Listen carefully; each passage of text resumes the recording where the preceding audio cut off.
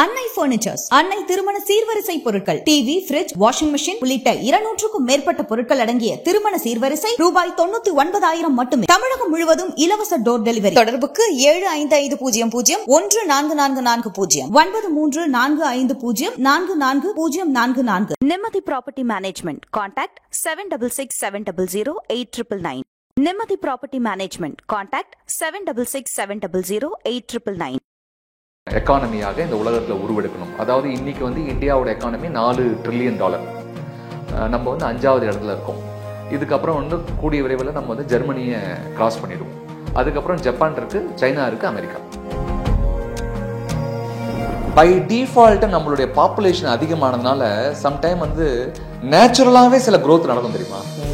கூட்டம் அதிகம் ஆயிடுச்சுன்னா எல்லாரும் சாப்பிடணும், துணிமணி வாங்கணும், கடற்கரைக்கு போகணும்.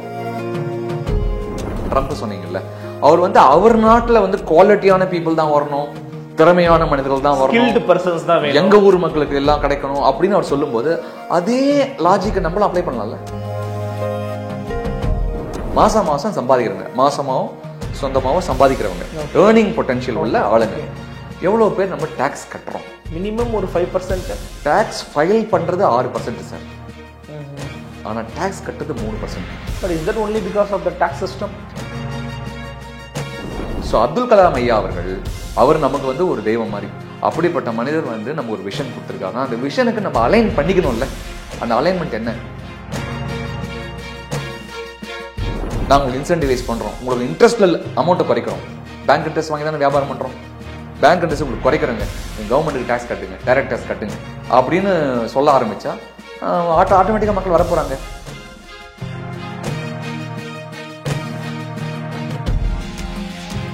ஃபோர்த் ஸ்டேட் தமிழ் நேயர்களுக்கு வணக்கம். இன்றைக்கும் என்றைக்கும் நிகழ்ச்சியில் மீண்டும் நம்முடன் இணைந்திருக்கிறார் சி சேஞ்ச் ஆனந்த் அவர்கள். வணக்கம். வணக்கம் சார். போன எபிசோட்ல பேசும்போது கூட சொல்லியிருந்தீங்க, டெவலப்பிங் கண்ட்ரியா இந்தியா இருந்துகிட்டு இருக்கு, அமெரிக்கா பத்தி பேசிக்கிட்டு இருக்க தருணத்துல. அப்படி எனக்கு அதை பற்றி திருப்பி நான் ரிவைன் பண்ணி பார்க்கும்போது, ஏன் டெவலப்பிங் கண்ட்ரியாவே இன்னும் இருந்துகிட்டு இருக்கு இந்தியா, அந்த வார்த்தை எல்லாரும் இன்னும் பயன்படுத்திக்கிட்டே இருக்கும். நான் ஒரு 90s கிட்டு, நான் கடந்த ஒரு 10 ஆண்டுகளாக இந்த வார்த்தையை வந்து நான் தொடர்ந்து பயன்படுத்திக்கிட்டு இருக்கேன். முன்னாள் குடியரசுத் தலைவர், நம்ம அனைவருக்கும் பிடித்த ஒரு மனிதர் டாக்டர் ஏபிஜே அப்துல் கலாம் கூட 2020 இந்தியா வல்லரசு ஆகிடும் ஏன்னு கேட்கும்போது 2020 இளைஞர்களின் எழுச்சியால் வல்லரசு ஆகிடலாம்னு சொன்னாங்க. 2025 வந்துட்டோம். நம்ம வல்லரசு அப்படிங்கிறதுக்கான அந்த டபுள் கோட்டரில் என்ன வேணால் நிறைய பேர் பொறுத்துறாங்க. அதை நோக்கி நம்ம நகர்ந்துருக்குறோமான்னு தெரியல. பட் 2047 இந்தியா வந்து ஒரு வளர்ச்சியடைந்த இந்தியாவாக இருக்கும்னு இன்றைக்கு பிரதமர் மோடி உள்ளவர் சொல்கிறாங்க. எப்படி இந்தியாவுடைய நிலைமை அப்படிங்கிறது இருந்துகிட்டு இருக்கு, மாறி இருக்கா இல்லையா? அருமையான கேள்வி. இது வந்து அடிக்கடி நான் யோசிக்கக்கூடிய ஒரு இதை பற்றி திங்க் பண்ணிகிட்டே இருப்போம், என் சர்க்கிளில் பேசிகிட்டே இருப்போம். 1998 டாக்டர் ஏபிஜே சொன்னார், இந்தியா வந்து 2020 வந்து சூப்பர் பவர் ஆகணும் அப்படின்னு ஒரு விஷன் கொடுத்தார். நம்ம எல்லாருக்கும் கனவு கொடுத்தார் அவர். அதுக்கு உண்டான முயற்சிகள்லாம் எல்லா தரப்புலையும் நடந்தாலும் 2020 நம்ம ஆகலை. நம்ம இன்னும் தள்ளி போட்டிருக்கோம், கோல் போஸ்ட்டை தள்ளி போட்டிருக்கோம். அவருக்கு தெரியும், அவருக்கு இப்போ ஆரம்பிச்சாதான் நம்ம பயில லேட்டாக வந்து சேருவாங்கன்ற மாதிரி தேவர் மகன் படத்தில் சொல்கிற மாதிரி. இப்போ நம்ம கவர்மெண்ட் என்ன சொல்லுதுன்னா, 100 வருடங்கள் முடியும் பொழுது, இந்தியா சுதந்திர தினம் வந்து 100 வருடங்கள் முடியும் 2047 விக்சித் பாரத், அதாவது வளர்ந்த இந்தியா அப்படின்னு சொல்கிறாங்க. 2047 நம்ம வந்து நம்பர் 1 எக்கானமியாக இந்த உலகத்தில் உருவெடுக்கணும். அதாவது இன்னைக்கு வந்து இந்தியாவோட எக்கானமி $4 trillion. நம்ம வந்து 5வது இடத்துல இருக்கோம். இதுக்கப்புறம் வந்து கூடிய விரைவில் நம்ம வந்து ஜெர்மனியை கிராஸ் பண்ணிடுவோம். அதுக்கப்புறம் ஜப்பான் இருக்கு, சைனா இருக்கு, அமெரிக்கா. அமெரிக்கா $27 trillion, சைனா வந்து $18 trillion, ஜப்பான் வந்து ஒரு $4.3 trillion, ஜெர்மனி கூடவே 4.2 4.25, இந்தியா கிட்டத்தட்ட 4. இன்னும் கொஞ்ச நாள் நம்ம வந்து ஜெர்மனியை கிராஸ் பண்ணிடுவோம். அதுக்கப்புறம் ஜப்பான் தான், அப்புறம் சைனா, அப்புறம் அமெரிக்கா. ஸோ இதுக்கு வந்து ஒரு 2047 வச்சுக்கலாம் அப்படின்னு சொல்லி, அது வரும்பொழுது $55 trillion இந்தியா உருவெடுக்கும். பாப்புலேஷன் 140 கோடியிலேருந்து 155 கோடி ஆகிடும் நம்ம பாப்புலேஷன். இதெல்லாம் தான் கணக்கு. ஒரு கோல் போஸ்ட்டை தள்ளி போட்டோம். இப்போ என்ன ஆச்சுன்னா, கோல் போஸ்ட்டை தள்ளி போட்டோமா, இப்போ அது சும்மா இருக்க முடியுமா? முடியாது. ஒர்க் பண்ணணும்ல. நம்ம என்ன ஒர்க் பண்ணுறோம்? பை டிஃபால்ட் நம்மளுடைய பாப்புலேஷன் அதிகமானதுனால சம்டைம் வந்து நேச்சுரலாகவே சில growth நடக்கும் தெரியுமா. கூட்டம் அதிகம் ஆயிடுச்சுன்னா எல்லாரும் சாப்பிடணும், துணிமணி வாங்கணும், கடற்கரைக்கு போகணும், எல்லாருடைய தேவைகளும் இருக்கிறது. அதனாலேயே டிரான்சாக்ஷன் நடக்கும், பொருளாதாரம் வந்து ஆட்டோமேட்டிக்காகவே நடக்க ஆரம்பிக்கும். ஆனால் போக வேண்டிய தூரம் பெருசாக இருக்கும்போது ஒரு இந்தியனும் யோசிக்க வேண்டிய விஷயம் என்னன்னா, இப்போ போன எபிசோட்ல வந்து நம்ம ட்ரம்ப் சொன்னீங்கல்ல, அவர் வந்து அவர் நாட்டில் வந்து குவாலிட்டியான பீப்புள் தான் வரணும், திறமையான மனிதர்கள் தான் வரணும், எங்க ஊர் மக்களுக்கு எல்லாம் கிடைக்கணும் அப்படின்னு அவர் சொல்லும்போது அதே லாஜிக்கை நம்மளும் அப்ளை பண்ணலாம்ல. அப்போ நம்ம ஊர்ல இருக்க மக்கள் வந்து நல்லா திறமையாக மாறணும், நம்ம மக்கள் வந்து கடுமையாக உழைக்கணும், நம்ம மக்கள் ஒழுங்கா சம்பாதிக்கிறத வந்து கவர்மெண்ட்டுக்கு டேக்ஸ்ன்னு கட்டணும். நம்ம எவ்வளோ டேக்ஸ் கட்டணும்னு நினைக்கிறீங்க? இவ்வளோ பெரிய எக்கானமி இந்தியாவில் எவ்வளோ நம்ம எத்தனை பர்சன்டேஜ் ஆஃப் பீப்புள் வந்து டேக்ஸ் கட்டுறாங்க? 140 கோடி பாப்புலேஷன். அதில் வந்து 91 கோடி, கிட்டத்தட்ட 90 கோடி பேருக்கு மேலே மாதம் சம்பாதிக்கிறவங்க, மாசமாகவும் சொந்தமாகவும் சம்பாதிக்கிறவங்க, ஏர்னிங் பொட்டன்ஷியல் உள்ள ஆளுங்க. எவ்வளோ பேர் நம்ம டேக்ஸ் கட்டுறோம்? மினிமம் ஒரு 5%. டேக்ஸ் ஃபைல் பண்ணுறது 6% சார். ஆனால் டேக்ஸ் கட்டுறது 3%. ஏன்னா டேக்ஸ் ஃபைல் பண்ணுறவங்க எல்லாருக்குமே டேக்ஸ் இருக்காது. அவங்க கவர்மெண்ட் சொல்லிட்டாங்க எல்லாரும் டேக்ஸ் ஃபைல் பண்ணுங்க. டேக்ஸ் ஃபைல் பண்ணிட்டேன், ஆனால் உனக்கு சம்பளம் எவ்வளோ? எனக்கு 3 லட்சம் கீழே தான். நான் டேக்ஸ் கிடையாது எனக்கு, ஆனால் டேக்ஸ் ஃபைல் பண்ணிட்டேன். நானும் ஃபைல் பண்ணுறேன், நான் கட்டுறது இல்லை, எனக்கு வரல. அப்போ டேக்ஸ் கட்டுறது, சம்பாதிச்சு டேக்ஸ் கட்டுறது வந்து 3லேருந்து 3.5% ஓகே பாப்புலேஷன் இங்கே இருக்குது. நம்ம வந்து கட்டமைப்பு சரியில்லை, நமக்கு வந்து எல்லாமே இன்ஃப்ராஸ்ட்ரக்சர், லோக்கல் இன்ஃப்ராஸ்ட்ரக்சர் சரியில்லை, லோக்கல் பாடிஸ் நிறைய சப்போர்ட் கிடைக்கல, ஃபாரின் மாதிரி நமக்கு ரோடு இல்லை, நம்ம புலம்புறமா இல்லையா? ஆமாம். எல்லாமே சுற்றுப்புற சூழ்நிலை, நிர்வாகம் எல்லாமே அந்த அளவுக்கு ஒரு ஸ்டாண்டர்டாக இல்லை, குவாலிட்டியாக இல்லை நம்ம எல்லாருமே நினைக்கிறோம். ஒரு தடவை ஃபாரின் போயிட்டு வந்தோம்னா அதை பற்றியே நம்ம 3 மாதம் பேசுகிறோம்ல. ஏன்னா நம்மகிட்ட இல்லை, அவங்ககிட்ட இருக்குது, பார்த்துட்டு வந்துட்டோம். நான் போய் இங்கே வாழ்ந்துட்டு இருக்கேன், எனக்கு அந்த மாதிரி எனக்கு ஏன் இல்லை? என் வாழ்க்கையில் நான் வாழணும்னா அது பணம் வேணும். பணம் வேணும்னா யார் கொடுப்பாங்க? But is that only because of the tax system? பணம் எல்லாமே ஃபைனலாக எங்கே நிற்குது? பணம் தான். அந்த பணம் எங்கேருந்து வரும்? கவர்மெண்ட் என்ன போயிட்டு பிரிண்ட் அடிச்சா பண்ண முடியும்? கவர்மெண்ட் ஒரு ஆர்கனைசேஷன் சார், ஒரு அட்மினிஸ்ட்ரேஷன் தானே கவர்மெண்ட். அட்மினிஸ்ட்ரேஷன் நம்ம பெருசாக பேசுகிறோமே கவர்மெண்ட்டை பற்றி, குறையோ நிறையோ பேசிகிட்டு இருக்கோமே, அவங்க என்ன பண்ணுறாங்க? உங்ககிட்ட டேக்ஸ் வாங்கி நிர்வாகம் பண்ணுறாங்க, அவ்வளோதான். அந்த நிர்வாகம் சொதப்பலாக பண்ணாங்கன்னா கேள்வி கேட்குறோம், அதில் ஏதாவது அவங்க சூரிய ஆடினாங்கன்னா கேள்வி கேட்குறோம், அது விட்டுருங்க. இப்போ பேசிக்காக ஒரு பப்ளிக்காக சொல்கிறேன் நான். இப்போ பார்க்கக்கூடியதில் 2 டைப் ஆஃப் பீப்புள் வந்து சில பேர் என்ன விமர்சனம் கூட செய்யலாம். எப்படி விமர்சனம்? ஐயோ எனக்கு சம்பளமே இல்லை, எனக்கு வேலையே இங்கே இல்லை, நான் டாக்ஸ் வேறு நீ கட்ட சொல்கிறியான்னு. நான் சொல்கிறேன், ஐயா வேலை இல்லாதவங்களை பற்றி இங்கே பேசலை, வேலையே இல்லாதவங்களுக்கோ சம்பாதிக்காதவங்களை பற்றி நான் பேசவே இல்லை, சம்பாதிக்கிறவங்கள கேட்குறேன் நான். ஓகே, சம்பாதிக்கிறோம்ல, நல்லாவே சம்பாதிக்கிறாங்கல்ல, அந்த மனிதர்கள்லாம் டேக்ஸை நியாயப்படி மனசாட்சியை தொட்டு சொல்லுங்கள், கட்டினாங்கன்னா நம்ம எவ்வளோ பெரிய இன்னைக்கு 3%ன்னு பேசுகிற அளவுக்கு நம்ம இருக்க மாட்டோம்ல. இது யாருமே பேச மாட்டேன்றாங்க. இல்லை, வளர்ந்த நாடுகளை ஒப்பிட்டு சொல்லுங்க. அமெரிக்காவில், ஜெர்மனில், ஜப்பானில் எப்படி இருக்கு சார்? அமெரிக்கான்னு சொல்கிறதுனால சொல்கிறேன், நான் ஒன்றும் பெரிய எல்லா நாடுகளையும் போய் அப்படி ரிசர்ச் பண்ணி நான் பார்த்தவரையில், நான் படித்தவரையில், நான் புரிந்து கொண்டவரையில், எனக்கு சொல்லப்பட்டவரையில் பார்த்தீங்கன்னா பொதுவாகவே அமெரிக்காவில் நடக்குது. எப்படின்னா 30% டேக்ஸை பிடிச்சிடறோம் உள்ள நுழையும் போதே. நான் 1 லட்ச ரூபா சம்பாதிச்சேன்னா 30,000 பிடிச்சிட்டு தான் எனக்கு சம்பளமே கொடுக்குறான், டேக்ஸை பிடிச்சிட்டு தான் எனக்கு பணமே வருது. எப்படின்னா இது கார்பரேட் நிறுவனங்களில், பெரிய நிறுவனங்களில், ஈவன் எம்எஸ்எம்இ நிறுவனங்கள்லேயே கரெக்டாக கவர்மெண்ட் டேக்ஸ் எல்லாம் ஃபாலோ பண்ண நிறுவனங்கள் எல்லாரும் இருக்காங்க இல்லையா, அவங்க எல்லாருமே பார்த்தீங்கன்னா பேசிக்காக டேக்ஸை பிடிச்சிடுவாங்க. சார் டேக்ஸை பிடினா அப்படியே நான் கவர்மெண்ட் கட்டுமா கொட்டி வேற யாரோ அங்கே இருக்க ஒரு அரசியல்வாதி கொட்டதை நினைக்காதீங்க. திரும்பி எனக்கு தான் வந்தாவணும், எங்கள் மக்களுக்கு தான் வந்தாவணும், திரும்பி எங்களுக்கு வரணும்ல, கொடுத்தா தானே வர முடியும், அவன் நிர்வாகம் தானே பண்ணுறாங்க. அந்த ஊரில் எல்லாத்தையுமே டேக்ஸாக பிடிச்சிடுறான், பிடிச்சது போக தான் வருது. அதனால அவனால் அட்மினிஸ்ட்ரேஷனை அழகாக செய்ய முடியுது. இங்கே அது கிடையாது, கட்டுறவனே கம்மி இல்லைங்க, ஏன்னா வந்துட்ட பிறகு தான் அவன் கட்டணும். ஆமாம், நான் சொல்கிறது நியாயப்படி நேர்மையாக நன்றாக சம்பாதிக்கக்கூடியவர்கள், ஒரு 5-7 லட்சம் 8 லட்சம் 10 லட்சத்துக்கு மேலே சம்பாதிக்கக்கூடியவர்கள், அதாவது வேலைக்கு போய் சம்பாதிக்கக்கூடியவர்கள் ஆஃபீஸில் பிடிச்சிடுறாங்க.